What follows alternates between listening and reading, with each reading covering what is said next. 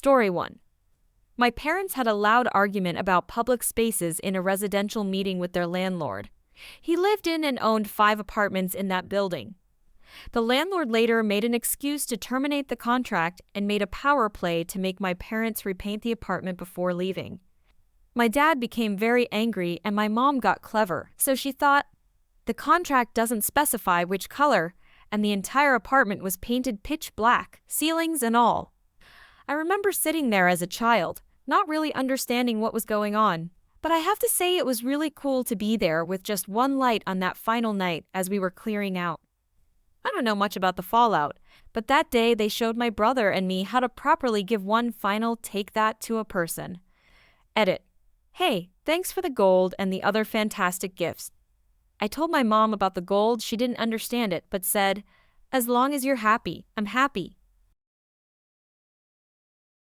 Story 2. When I was a senior back in high school in Middle Tennessee, we had a smoking area for the students. This was 1990, so yes, I'm old.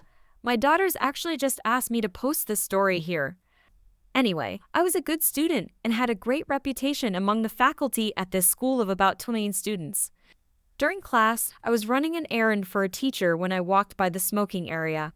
It is outside, of course, but it is against one of the buildings and has a roof over it like a carport. There was a large metal trash can in the middle, and it was on fire.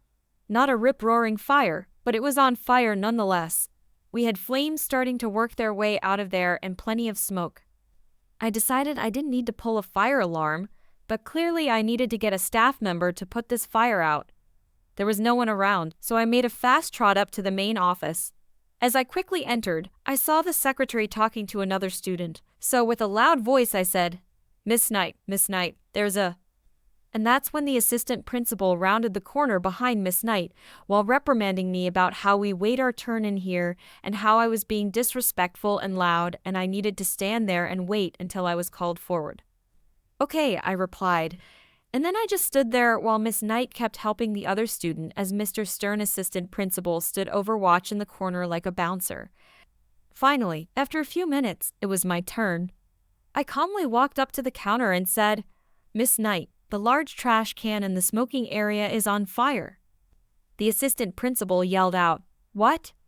And then burst out of the room while Miss Knight just gasped. I calmly turned around and walked out and went back to class. Story 3. Brief backstory. A couple of years ago, I was in an apartment with my friend and younger sister. My sister was violent towards my friend and me, and I ended up having to get a restraining order against her. She brought in a dog without permission, which caused some damage to the unit. I informed my landlord of the incidents of violence and the damage and sent him pictures. He basically told me to deal with it myself, which I did by getting the protective order. After this, my roommate questioned the legality of holding us responsible for her portion of rent. I told her it was, but she asked our landlord for a copy of the lease to show her uncle anyway, which admittedly was pretty unwise. Up until this point, our landlord had not asked us to leave due to my sister's actions, but he did after the lease was brought into it. We were out by the date he specified on the notice to quit the first step in the eviction process before the eviction actually occurs. My roommate was there until midnight making sure the place was spotless. We moved to an apartment across the street. 2 weeks had passed since he was informed that we had vacated the unit, and we had not gotten anything regarding our security deposit. In our state, a landlord is required by law to either return the remainder of a security deposit within 2 weeks or provide a letter itemizing what the deposit was used for. If they don't, the tenant is owed the entire deposit. If the withholding is willful, the tenant is owed double the original deposit. The landlord had actually told me that he would be going on vacation immediately after we vacated, so I returned our keys to him and waited to see if he would send anything. He never did. After consulting with the tenants' rights group to be sure I was in the right, I sent a pre-formatted letter 16 days after we vacated, which stated the specific laws regarding security deposits, and gave him our current address to send either the deposit or receipt to. The day after I sent this letter, I saw him across the street, frantically running into the apartment for the first time since we moved out. I received a text from him saying that he would return what's left of our deposit if he could get the apartment rented by the 1st of next month. I responded by telling him that, as the letter I sent explained, he forfeits the right to keep any of the deposit after the 2 weeks are up. He responded saying that he would see us in court and that we were nightmare tenants and that this will be fun.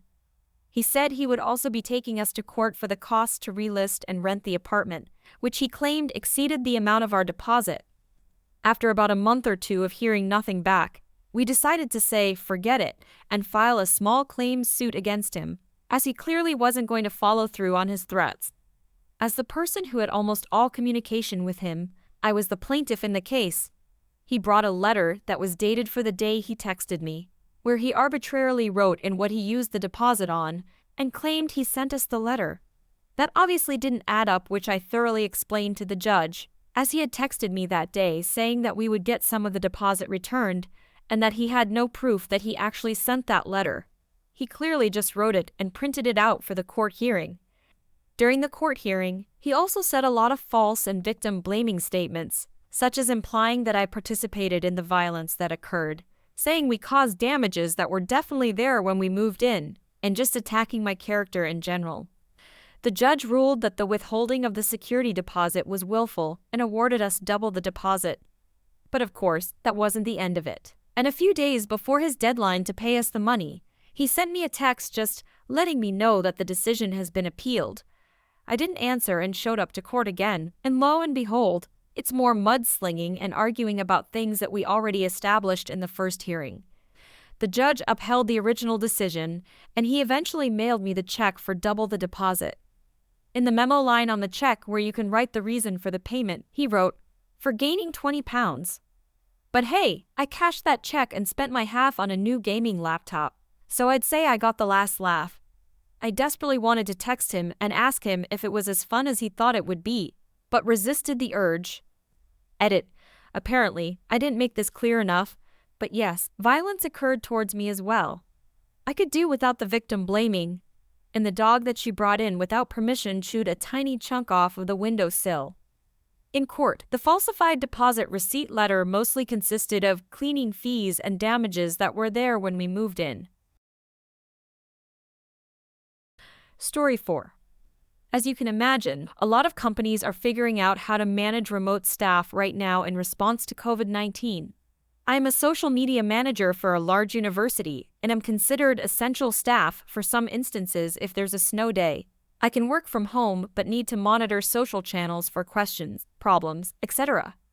Weeks before the virus got as widespread as it is now in the United States, I asked my supervisor to consider remote options as my husband, and I had been keeping a close look at its progression abroad.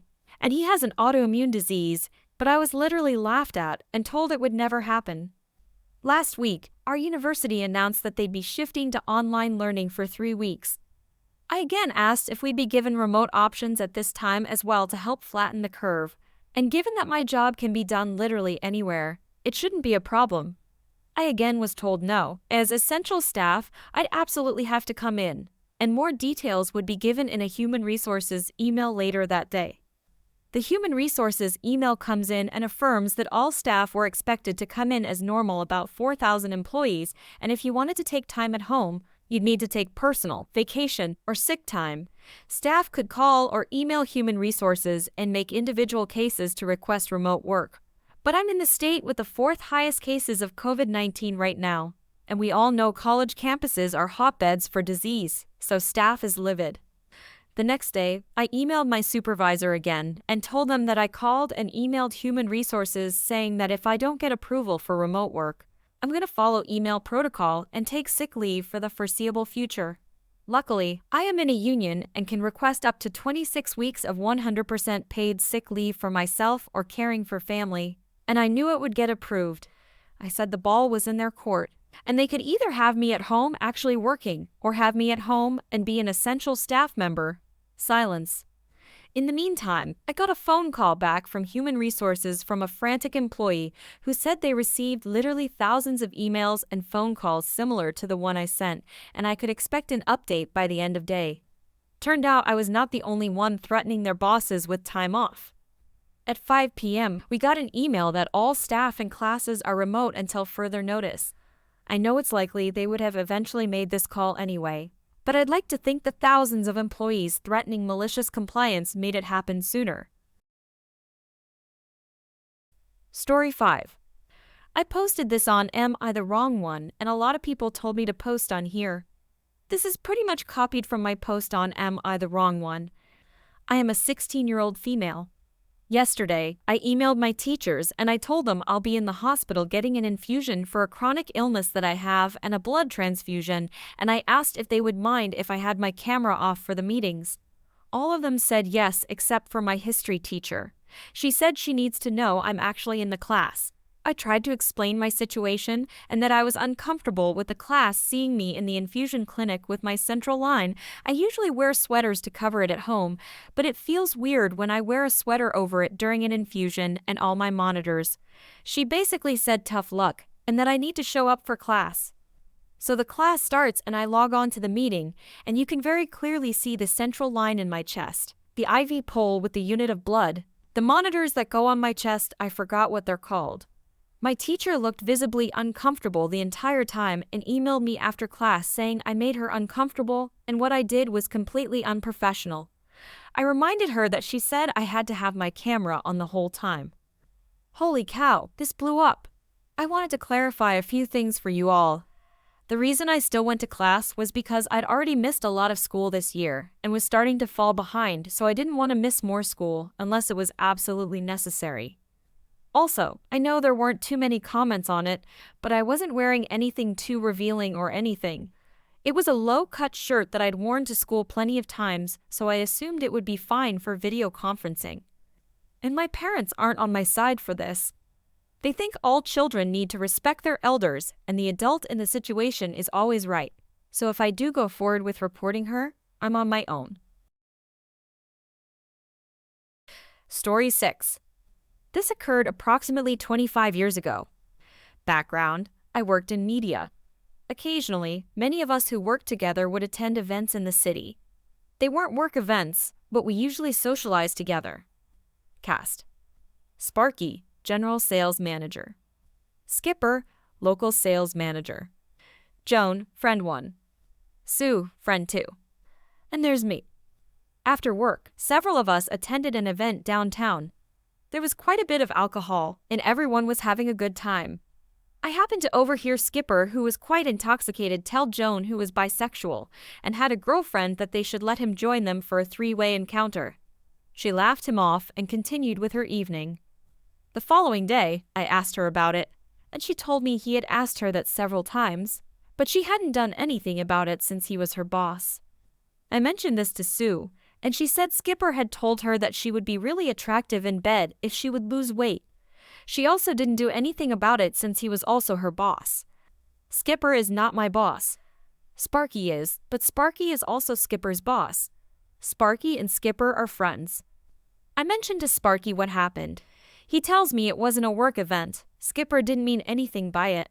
They were just having fun, etc. The usual cover-up nonsense. I decide to mention it to the head of human resources. 2 days later, he was given the option to resign or be terminated. He chose to resign. I'm still annoyed by this, but it was the mid-1990s.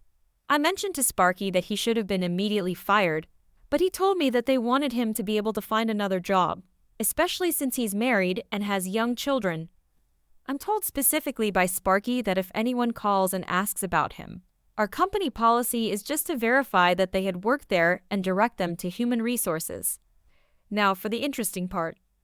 2 weeks later, I received a call from a general sales manager from a different media company. He says Skipper has applied there and put down Sparky as his reference. I wonder if he would have followed company policy, but that he couldn't get hold of him. He figured that local sales managers usually work closely with someone in my position and wonders if I could give him a reference. My brain takes a moment to process this information. After a short pause, I tell him in the most suggestive voice ever. I would love to tell you how I personally feel about Skipper and why he left his position here. But unfortunately, our policy is to only tell you that he was employed here, and you should contact Human Resources for any additional information. He responds that he totally understands and thanks me for my time. I told Sparky that he missed the call and I spoke with him. Sparky looked very concerned. I told him exactly what I said, but without the emphasis or tone. He seemed relieved and said, "Okay, good." Skipper did not get the job. I'm sure he eventually found employment, but I was very pleased that I hopefully made it a little more challenging for him.